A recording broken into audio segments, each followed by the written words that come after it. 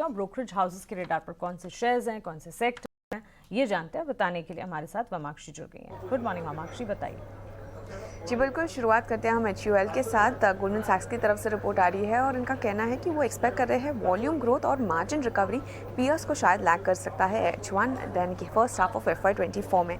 HUL हालांकि अपने add spends को स्टेप अप कर रहा है और ये मीडियम टर्म के लिए काफ़ी पॉजिटिव है।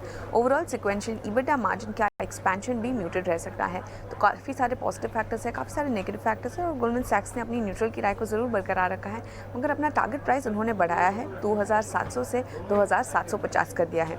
इसके अलावा कोल इंडिया भी हमारे रेडार पर है। गोल्डमैन सैक्स की तरफ से रिपोर्ट आ रही है और इनफैक्ट उन्होंने FY24 और 25 के EPS अनुमान को 24% और 13% से कम किया है, मेनली हायर वेजेस और लोअर कोल प्राइसेस के चलते। गोल्डमैन सैक्स एक्सपेक्ट कर रहे हैं कि पावर डिमांड पहले FY30 के बाद डिक्लाइन होने वाली थी, मगर अब उनका मानना है कि FY35 के बाद पावर डिमांड में गिरावट हो सकती है।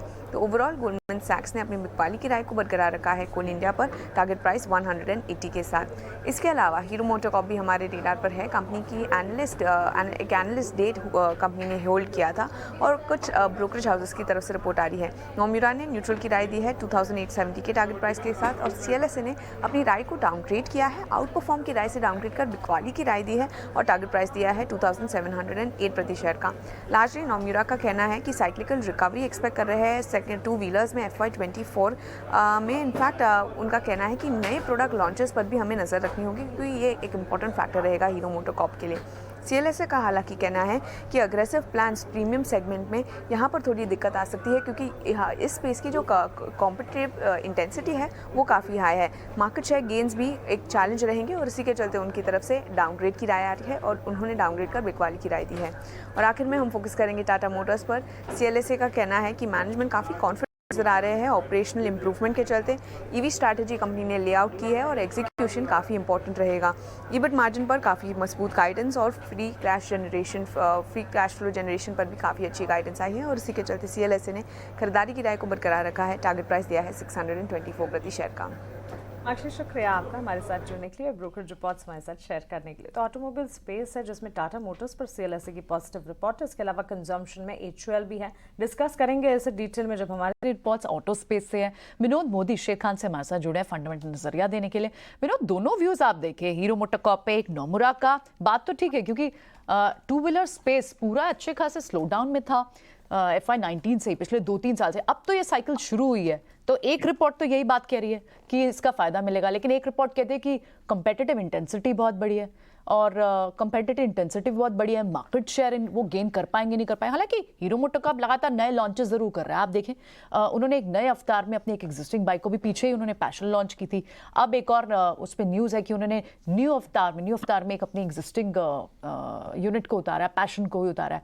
सो बाजार के जो मेन कंसर्न थे, लॉन्चेस वो कर रहे हैं, प्राइस हाइक वो कर रहे हैं, 2 व्हीलर स्पेस में पूरा अच्छा खासा डाउन जो मूव थी। इनफैक्ट अजय भी अब हमारे साथ इनफैक्ट मैं आपको बताऊं, कल है ना एक एनालिस्ट डे हुआ है, अगर हम उसकी ग्राफिक्स ला सकते हैं, टेकअवेज है हमारे पास। तो ये बहुत दिनों बाद एक तो हीरो मोटर के मैनेजमेंट ने एनालिस्ट को बुला के बड़ी बड़ी बातें बताई हैं। जब ऐसा होता है तब यानी मैनेजमेंट चाहता है कि बाजार को एक कुछ मैसेजिंग जाए, कुछ स्पेसिफिक मैसेजिंग जाए।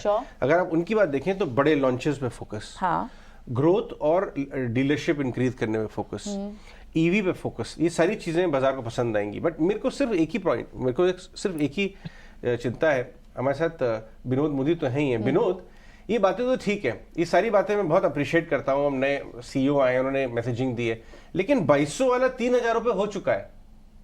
तो इमीडिएट नियर टर्म में जब तक ये सारी चीजें एग्जीक्यूट होंगी तब चलेगा, या अभी ओनरशिप कम है इसलिए चलता रहेगा स्टॉक इस वैल्यूएशन पे?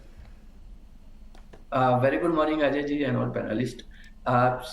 ये जो हीरो मोटर्स का अगर परफॉर्मेंस देखें, हमें लास्ट कुछ हफ्तों से, राइट, 4 हफ्तों से तो डेफिनेटली स्टॉक में अच्छी खासी ट्रैक्शन आई है। इसका मुख्य रीजन 2 चीज मेरे हिसाब से। एक तो अगर वॉल्यूम, रिसेंट वॉल्यूम देखें तो 2 व्हीलर्स का वॉल्यूम में काफी ज्यादा इंप्रूवमेंट आया है और of course it to an extent ये लो बेस के कारण भी रहा है, राइट। और जो लोगों जो इनकम लेवल लोगों की बढ़ी है, जॉब क्रिएशन है, उसके वजह से भी इनका वो वॉल्यूम में दिखता हुआ नजर आ रहा है। मुझे लगता है ये जो वॉल्यूम ग्रोथ अभी दिख रहा है वो सस्टेन करनी चाहिए, जो हीरो मोटर्स के लिए काफी पॉजिटिव है। और दूसरा मुझे जो रीजन एक समझ में आता है ईवी स्पेस। ईवी स्पेस में जब इसने लॉन्च करी थी करीब 3 महीना पहले अपने विडा लॉन्च करी थी तब हमें याद होगा कि इनके जो प्राइस थे कंपेयर टू अदर्स ब्रांड काफी ज्यादा थे, लगभग 15 से 20% ज्यादा थे। जब जब पिछले कुछ दिनों पहले जब से ये अनाउंसमेंट आई है दूसरी I mean electric two wheelers EV two wheelers वाला कंपनी में अनाउंस की है कि हम 15 से 20% प्राइस हाइक लेने वाले बिकॉज कि उनके जो अभी जो इंसेंटिव वाले बेनिफिट थे वो अभी नहीं रहेंगे उस हिसाब से जो सोच रहे थे।